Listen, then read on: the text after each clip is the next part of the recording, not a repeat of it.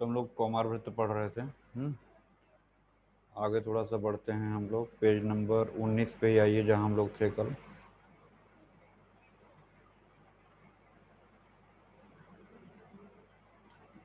देखिएगा वहाँ पे कल हम लोगों ने पढ़ा था कफ बढ़ा हुआ रहेगा और वात हर जगह हीन रहेगा, और पित्त जो है बाला में बताया था कि घटा रहेगा, कुमारी में क्या है मध्य में है, और रजोमती में पित्त जो है एग्रीवेट है।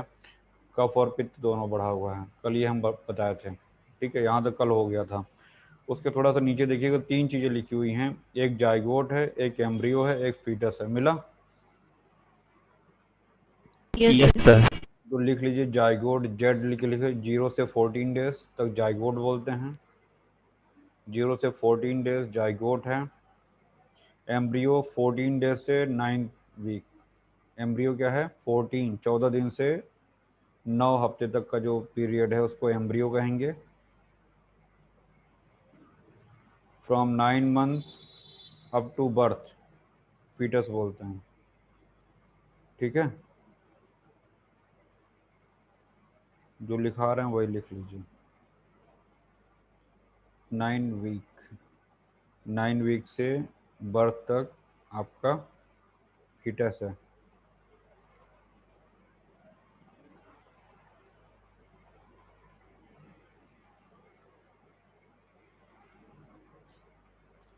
जो चार्ट में दिया गया है उसको देख लीजिएगा।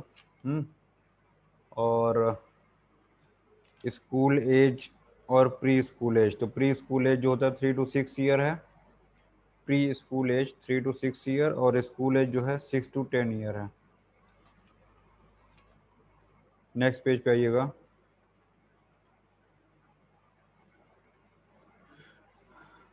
एक हेडिंग दिया हुआ है नीचे 20 नंबर पेज पे बिल्कुल नीचे से, गर्भावस्था काल। मिला? गर्भावस्था काल लिखा होगा। Yes sir. तो स्त्री के अंतिम रजोदर्शन काल, जिसको हम लोग एलएमपी कहते हैं, है ना, एलएमपी के प्रथम दिन से गर्भ के जन्म लेने के दिन तक का समय प्रायः 280 दिन का होता है। तो ईडीडी भी जब हम लोग पढ़ते हैं, एक्सपेक्टेड डेट ऑफ डिलीवरी, उसको कितना मानते हैं? एलएमपी प्लस 9 मंथ प्लस कितना ऐड करते हैं? 7 डेज, 7 डेज। तो लिख लीजिए EDD, EDD is equal to LMP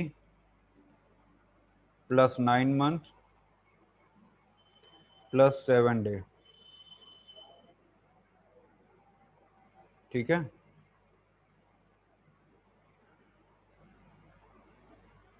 उसके थोड़ा सा नीचे देखिएगा, पेरीनेटल पीरियड। मिला? Yes sir. यस गर्भ सर। गर्भ के 28वें सप्ताह से लेकर, ध्यान से सुनिएगा, प्रेगनेंसी में 28वें सप्ताह से, तो कौन सा महीना लगभग हो जाएगा? 4 सत्ते 28, लगभग 7वां महीना चलेगा। 7। ठीक है ना?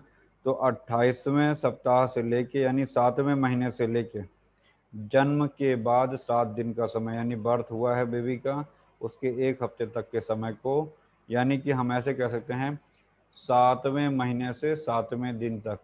समझ में आया हम क्या बोल रहे हैं? नहीं समझे? Yes sir. 7वें महीने से 7वें दिन तक का जो समय है वो पेरीनेटल पीरियड है, ऐसे भी आप लिख सकते हैं। 7वां दिन कब होगा? After birth. ठीक, ये हुआ आपका पेरीनेटल पीरियड। फिर नवजात शिशु, अर्ली न्यूनेटल पीरियड, इसको क्या बोलते हैं? आफ्टर बर्थ 28 दिन का समय। ठीक है ना, जन्म के बाद जो 28 दिन का जो समय होता है उसको अर्ली न्यूनेटल पीरियड बोलते हैं। तो पेरीनेटल क्या हुआ? पेरीनेटल में दोनों आ जाता है, जब बच्चा गर्भ में है तब भी लेते हैं, और जन्म के 1 हफ्ते बाद तक का लेते हैं। और आपका अर्ली न्यूनेटल 28 दिन का समय होता है। ठीक है, फिर इसके बाद जो है लिख लीजिएगा प्री टर्म, टर्म बेबी और पोस्ट टर्म बेबी। तो लिख लीजिएगा pre term less than 36 week, pre term में 36 सप्ताह से पहले, यानी 36 सप्ताह तक की वह, देखिए उसमें लिखा होगा अर्ली बॉर्न या प्री मैच्योर बेबी 36 सप्ताह तक की वह, तो उसको बस खाली इतना याद रखिए कि लेस देन 30, लेस देन का साइन बनाते हैं ना, less than 36 week. Term baby 36 to 41, term baby 36 to 41 week,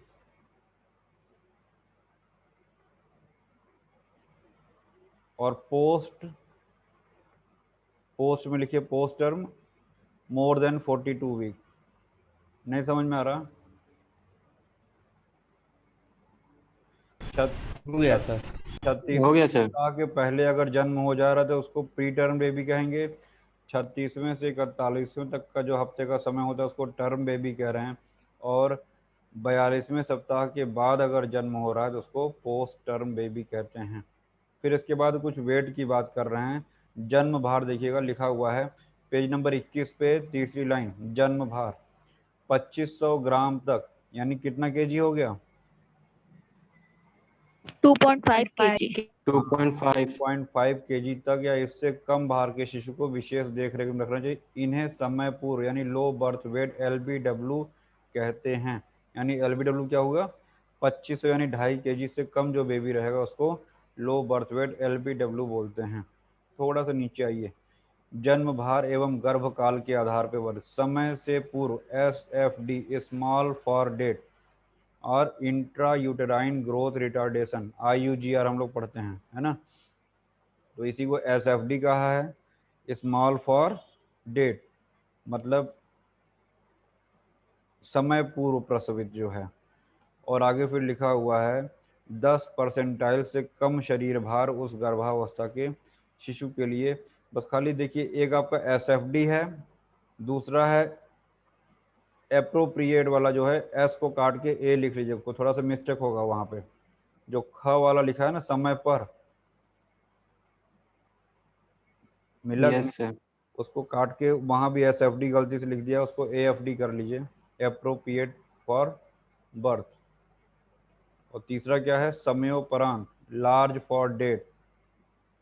तो सिर्फ आपको 3 चीजें याद रखनी है, less than 10, 10 to 90, more than 90। जैसे अभी ऊपर हमने आपको लेस देन 36, 36 to 41, और तीसरा क्या बताया था? मोर देन 42। वैसे ही यहाँ पे आपको SAL, साल, 3 ट्रिक याद करिए। आपको इसमें PhD नहीं करनी है अभी, PhD नहीं करनी है, सिर्फ आपको 4 ऑप्शन में से सही करना है। तो आपका ट्रिक मैंने क्या बताया? SAL, S for small for date, A for appropriate, और तीसरा क्या है? Large for date. Large for it। तो हम लोग पढ़ रहे हैं पेज नंबर 21 पे, ठीक है?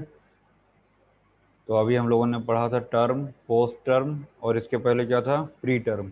तो प्री टर्म, टर्म और पोस्ट टर्म के बाद आता है साल, S for small for date, A for appropriate for date, और L for large for date. तो याद करने के लिए SAL, एस क्या है? लेस देन 10 परसेंटाइल, ए क्या है?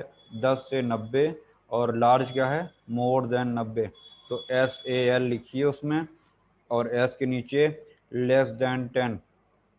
ए में क्या लिखना है? 10 से 90, और एल में क्या लिखना है? More than 90। More than 90। तो लिख लीजिए, आपको PhD नहीं करा रहे हैं, जितना आपके काम की चीज़ें हैं वो हम आपको बता रहे हैं, ठीक है? आगे बढ़ते हैं हम लोग।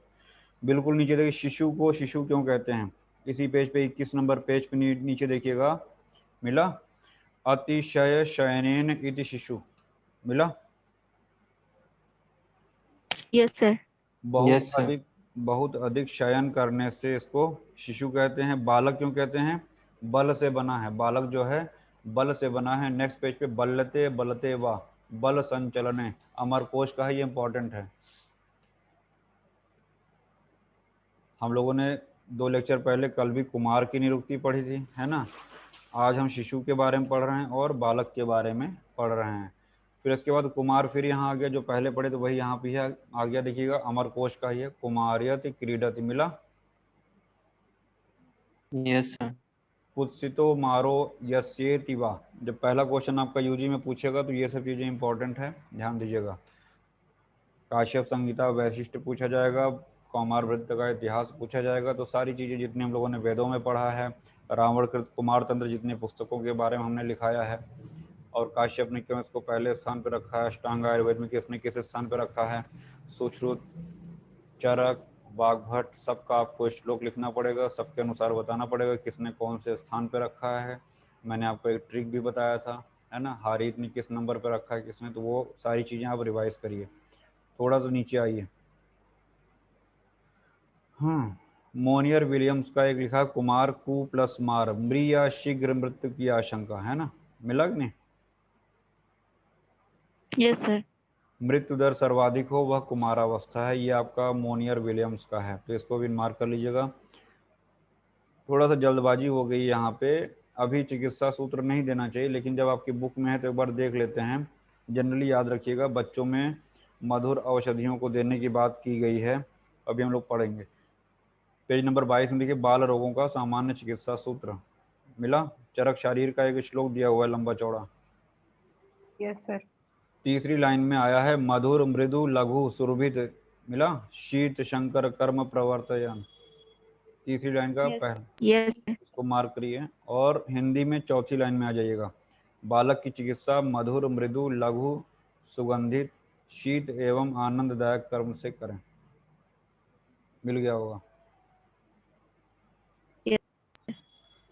फिर इसके बाद चरक चिकित्सा 30, जहाँ पे हम लोग योनि व्यापक चिकित्सा पढ़ते हैं, वहाँ की एक श्लोक वहाँ का दे रखा है, बिल्कुल नीचे देखिएगा। पहले हिंदी पढ़ लेते हैं। जो युवा या वृद्ध मनुष्यों के शरीर में दोष दूष्य मल और व्याधि एवं चिकित्सा होती है, वह दोष दूष्य मल एवं रोग एवं चिकित्सा सभी बालकों में भी होती है, ऐसा वहाँ पे पढ़ा चुके हैं आपको। यानी जो एडल्ट में होता है वही चिकित्सा बच्चों में भी होती है। फर्क क्या है, मात्रा अल्प रखते हैं, ठीक है। मात्रा कैसी होती है, अल्प रखते हैं। दोष दूष्य मलाश्चैव महतां व्याधयश्च ये त एव सर्वे बालानां मात्रा त्वल्पतरा मता। अंडरलाइन करिएगा इसको।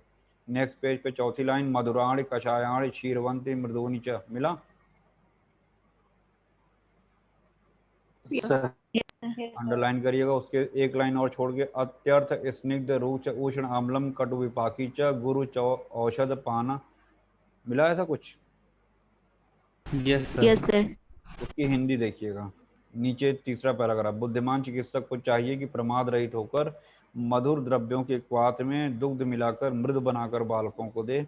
अत्यंत स्निग्ध रुक्ष उष्ण अम्ल और द्रव्य विपाक में कटु तथा जो औषध पान और अन्न गुरु हों बालकों के लिए त्याज्य बताया है। ये काश्यप का है ना, यहाँ पे नीचे हम बता रहे हैं।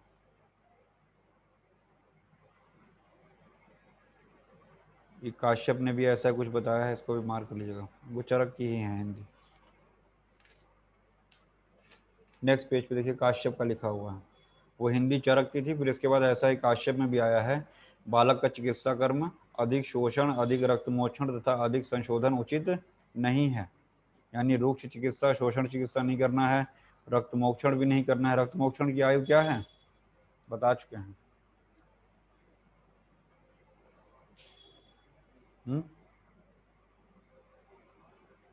रक्तमोक्षण की आयु क्या है,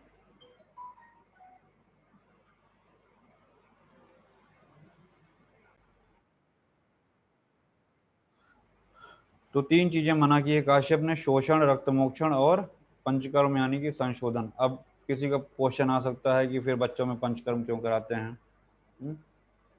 बिल्कुल नहीं मना किया, जहाँ पे आवश्यकता पड़ेगी वहाँ पे कर सकते हैं। नीचे देखिएगा, वाग्भट की एक लाइन है, दिख रहा है सबको, अष्टांग हृदय उत्तर तंत्र 41वां श्लोक, बिना किसी अत्यायिक रोग के बच्चे को विरेचन बिल्कुल नहीं देना चाहिए। जब तक इमरजेंसी ना हो तब तक बच्चे को विरेचन नहीं देना है। दिखा कि नहीं दिखा सबको, यस सर। तो अंडरलाइन करिए उसको। थोड़ा सा नीचे देखिएगा, यथा दोषम यथा रोगम यथोद्रेकम यथा क्षयम, मिला। विभज्य देश कालादि तत्र योज्यम विसर्जितम, इसको भी अंडरलाइन कर लीजिएगा।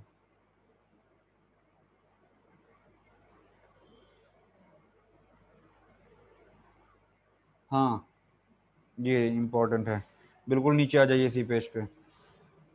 सुकुमारता से स्वल्प शरीर होने से सब अन्नों के सेवन नहीं करने से, देखिए क्या क्या दे रहे हैं, सुकुमार, स्वल्प शरीर, सब अन्न का सेवन नहीं करने से। हम लोग अग्रह में पढ़ते हैं कि एक ही रस का सेवन करने से क्या होता है, सभी रसों के सेवन करने से क्या होता है, ये हम लोग वहाँ पे पढ़ चुके हैं। और वही चीज़ यहाँ कर रहे हैं, सभी अन्नों का सेवन नहीं कर रहा, घृत और दूध का सेवन नहीं कर रहा है, ठीक है, या कर रहा। घृत एवं दूध का सेवन करने के कारण बालक सदा स्निग्ध रहता है। तो जो जो चीज़ें यहाँ पे लिखी गई हैं उसको मार्क कर लीजिएगा, ये सदा स्निग्ध होने के लिए है ना। वमन कराना है, क्षीर पाई क्षीरन पाई, बच्चे को दूध से तृप्त करके वमन कराएं। विरेच श्राद्ध रोगी में बस्ती देवें। ये बहुत इंपॉर्टेंट है, ध्यान से सुनिएगा, पूछा जाता है। जिनको विरेचन कराना है, विरेच साध्य रोगी में क्या करना है, बस्ती देना है। लिख लीजिएगा, विरेच साध्य डैश करके एरो बना के बस्ती, उसके नीचे लिखना है मर्श, जहाँ पे देना है एरो बना के लिखिएगा प्रतिमर्श। बस इतना, दो चीजें। पहली बात तो याद रखिएगा कि बिना इमरजेंसी के विरेचन नहीं देना है, और जहाँ पे वमन कराना है वहां पे वमन की जगह क्या बता रहे हैं, बोलो, सॉरी विरेचन, विरेचन साध्य बस्ती। बस्ती बस्ती करना है, देना। और मर्श की जगह देंगे। पे प्रतिमर्श उसको लिख लीजिए, ठीक है। नेक्स्ट पेज पे आ जाइए, नेक्स्ट पेज पे आइए। रोगानुसार अल्प मात्रा में औषधि का प्रयोग करें। हम अब यहाँ पे ड्रग डोज की बात कर रहे हैं हम लोग। अल्प मात्रा में करना है, जैसे चरक ने भी 30 में बताया है, वही चीज़ यहाँ भी लिख रहे हैं कि बच्चों में औषधि की जो मात्रा है वो अल्प मात्रा में रहेगी, और प्रमाद रहित होकर मधुर द्रव्यों का प्रयोग करना है, क्षीर में मिलाकर और मृदु करके बच्चों को देना है। सुश्रुत शारीर 10, मोस्ट इंपॉर्टेंट, मासाद ऊर्ध्वम, ऐसा कुछ मिला, तत्र मासाद ऊर्ध्वम। Yes sir. Yes sir. ऊपर पहले लिख लीजिए, पेज में जगह खाली है। 1 माह से कम या less than 1 month, less than 1 month, arrow बना के लिखिए आगे। स्तन पर औषधि लेप, स्तन पर औषधि लेप।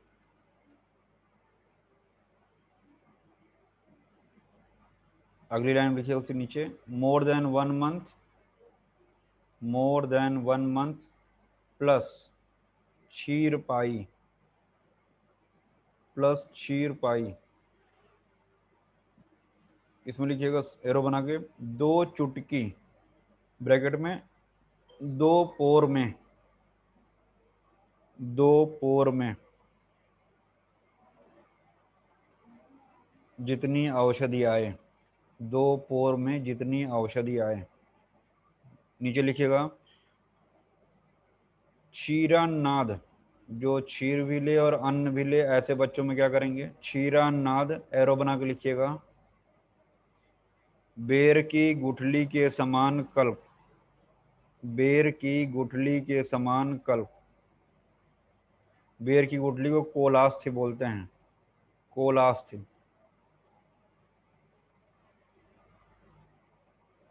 नहीं समझ में आ रहा,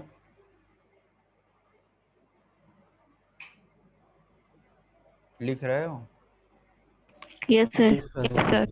वही श्लोक में जो लिखा है वही हम आपको, और ऐसे ही याद होता है, जब तक लिखोगे नहीं पॉइंट बना के याद नहीं होता है, क्योंकि ये सब क्या है, पूछ लेगा। अन्नाद में औषधि सुश्रुत के अनुसार है, वहां पे आपका 2 पोर भी रहेगा, कोलास्थि भी रहेगा, कोल भी रहेगा। जब तक अपने से आप नहीं लिखेंगे सही आंसर पे नहीं पहुंच पाएंगे, कंफ्यूजन होगा, ये वाला था कि ये वाला था। तो लिखोगे तो कंफ्यूजन दूर होता है। तो हमने आपको बताया क्षीरानाद में कोलास्थि के समान कल्प। फिर लिखिए चौथा, अन्नाद में, जो अन्न का सेवन करते हैं। अन्नाद आयु कितना बताया था कल? 2 से 16। 2 से 16। और क्षीरानाद क्या था? एक सर से जो 1 से 2। तो अन्नाद में लिखिए बेर के बराबर, यानी कोल के बराबर, कोल के बराबर। आ जाइए श्लोक में आ जाइए। मासाद ऊर्ध्वम क्षीर पाय अंगुली पर्वद्वयम, मिला?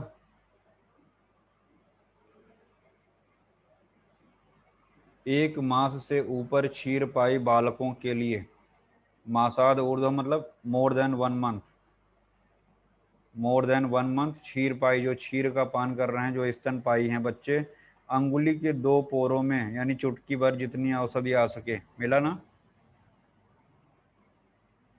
Yes sir. उसके नीचे आ जाइएगा, कोलास संमिताम कल्प मात्राम किसको, क्षीरान्नाद। तो क्षीरान्नाद में क्या है, कोलास थी, बेर की गुठली के बराबर। थोड़ा सा आगे बढ़िएगा, कोल संमिता किसको, अन्नाद। अन्नाद में कैसा देंगे, कोल के समान, बेर के समान। क्लियर हो गया। Yes sir. हमने एक चीज आपको अलग से लिखाया है कि लेस देन 1 मंथ माता के स्तन पे औषधि का लेप कराएंगे, फिर वो स्तन का पान कराएगी तो औषधि जो है बच्चा उसका लाभ ले सकता है। नीचे आ जाइएगा, काश्यप सूत्र लेहाध्याय पृष्ठ 3। एक लंबा चौड़ा श्लोक आपको दिखेगा, दिख रहा है।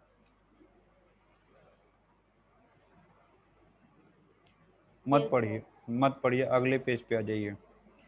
उसमें आपको जो सबसे इंपॉर्टेंट है, नवजात शिशु के लिए मात्रा कितना है, 1 विडंग फल। तो याद रखिएगा, नवजात शिशु के लिए क्या है, औषधि की मात्रा कितना बता रहे हैं, एक विडंक एक फल। बिडंग फल। उसका अनुपान याद रखिएगा मधु और सर्पी के साथ। इस श्लोक में भी आया होगा, देखिए, मधु सर्पिभ्याम, सेकंड लाइन में श्लोक में आया होगा। तो नवजात के लिए जो काश्यप ने बताया है, बिडंग फल के बराबर मधु और सर्पी के साथ। ज्यों ज्यों शिशु वृद्धि करता जाए, प्रत्येक मास औषधि की मात्रा भी बढ़ानी चाहिए, परंतु वह मात्रा नॉट मोर देन आमलक के परिणाम से अधिक नहीं होनी चाहिए। मिनिमम कितना हो गया, विडंग फल के बराबर, और मैक्सिमम क्या हो गया, आमलक। आमलक से अधिक नहीं होना चाहिए, मोस्ट इंपॉर्टेंट है, याद रखिएगा। ठीक है।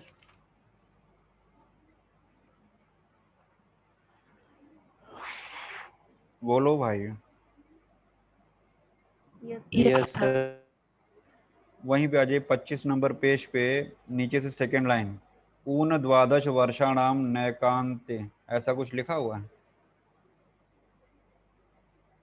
25 नंबर पेज पे नीचे से सेकंड लाइन, उसको अंडरलाइन करिए, वहीं पे यस लिखिएगा, सर। वहीं पे लिखिए 12 वर्ष से कम एकांतर औषधि का प्रयोग वर्ज्य। 12 वर्ष से कम एकांतर औषधि का प्रयोग वर्ज्य है, यानी बच्चों में। नेक्स्ट पेज पे आई देखिए, लिखा है चौथी लाइन, 12 वर्ष से कम वय वाले बच्चों में औषधि का एकांत रूप यानी लगातार एक ही औषधि का प्रयोग नहीं करना है। मिला। Yes sir. Yes sir. फिर इसके बाद जो है, ये तो औषधि के बारे में था। आगे थोड़ा सा बढ़िए, घृत के बारे में, घृत की मात्रा के बारे में बता रहे हैं। देखिए नीचे लिखा होगा, घृत की मात्रा का जन्म से 8 माह तक के लिए विधान। मिला। Yes sir. चार्ट बहुत इंपॉर्टेंट है, यस सर। टेबल। बहुत बहुत इंपॉर्टेंट है। तो सबसे पहला देखिए, जात मात्र, हमने आपको बताया था जो जात मात्र होता है 1 से 5 दिन के लिए, ब्रैकेट में लिखा है ना। Yes sir. तो 1 से 5 जात मात्र, उसके आगे लिख लीजिएगा कोलास्थी, छोटी बैर की गुठली मतलब कोलास्थी, उसको लिखिए कोलास्थी। जितना हम मार्क करा रहे हैं उसको मार्क करिए, फिर हम बता रहे हैं कैसे याद होगा। ये बहुत पूछा जाता है। ड्रग डोज बहुत इंपॉर्टेंट है, जो अभी हमने आपको सुश्रुत का बताया है, फिर ये काश्यप का विडंग वाला बताया है, नॉट मोर देन आमलक वो वाला इंपॉर्टेंट है। अब ये जो घृत की मात्रा है 8 महीने तक, ये भी बहुत इंपॉर्टेंट है। मन लगा के पढ़िए, क्वेश्चन बहुत बनता है।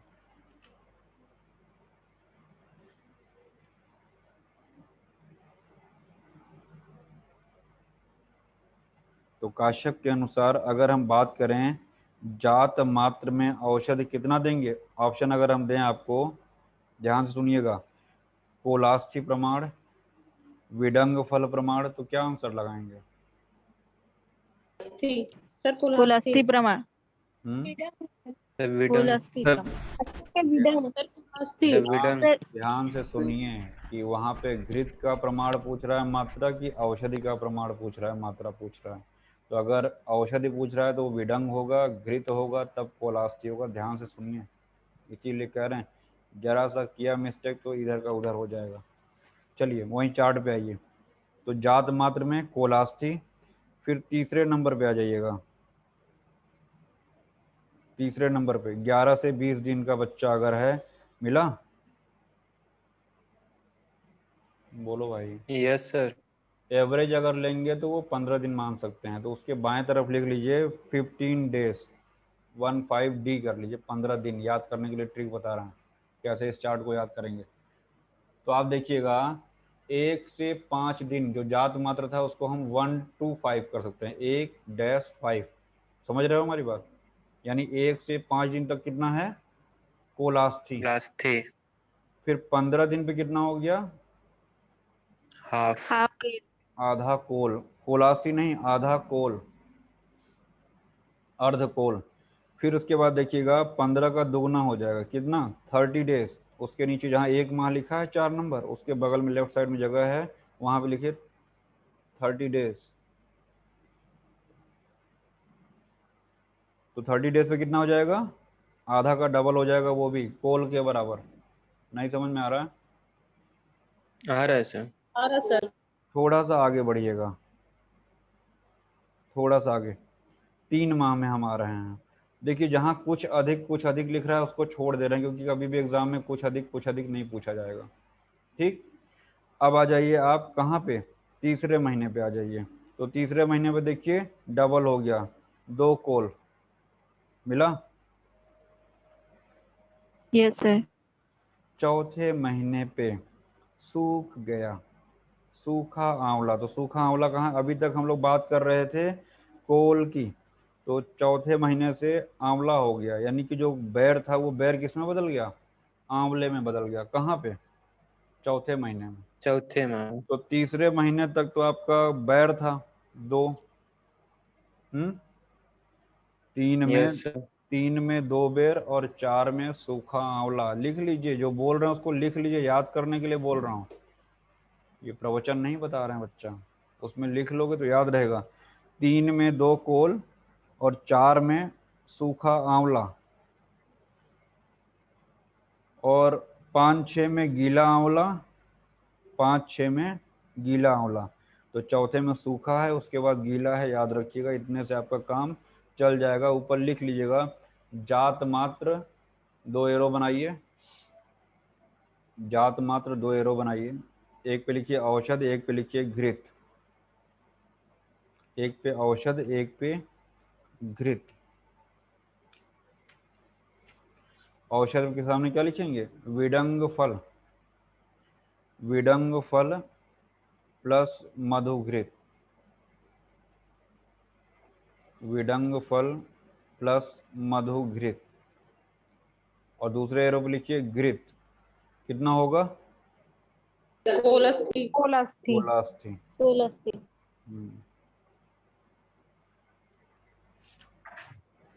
इसके बाद देखिए नेक्स्ट पेज पे एक चार्ट बना होगा 28 नंबर पेज पे, योग रत्नाकर वाला, रत्ती वाला। मिला? हर महीने एक एक रत्ती बढ़ाते जाते हैं, प्रति माह से 1 रत्ती की वृद्धि। ऐसा मिला कि नहीं मिला? Page number yes sir.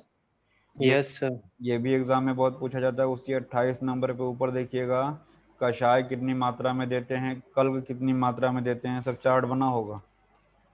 बना है ना? Yes sir. ये अभी हम आपको पीडीएफ बना के भेज दे रहे हैं, और अपनी बुक में इसको मार्क कर लीजिएगा। फिर इसके बाद आपका जो मॉडर्न में हम लोग पढ़ते हैं, कौन कौन सा? फ्राइड रूल, है ना, Young formula, Clark Young rule. Formula. तो ये सब भी यहाँ से आपको याद करना पड़ेगा। तो अभी हम पीडीएफ बना के इसको भेजते हैं।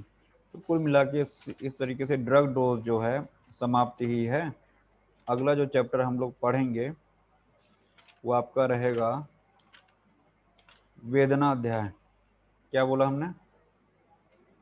वेदना अध्याय। सु, वेद।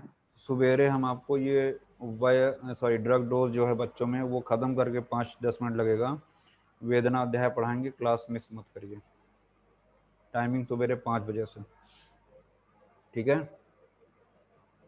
टाइमिंग सवेरे 5 बजे से। और यूट्यूब पे भी लेक्चर जाएगा। मैं बता दूं, जिनको जुड़ना है यूट्यूब पे सब्सक्राइब करें। अभी क्लास जूम पे हम किसी को शामिल नहीं कर पाएंगे।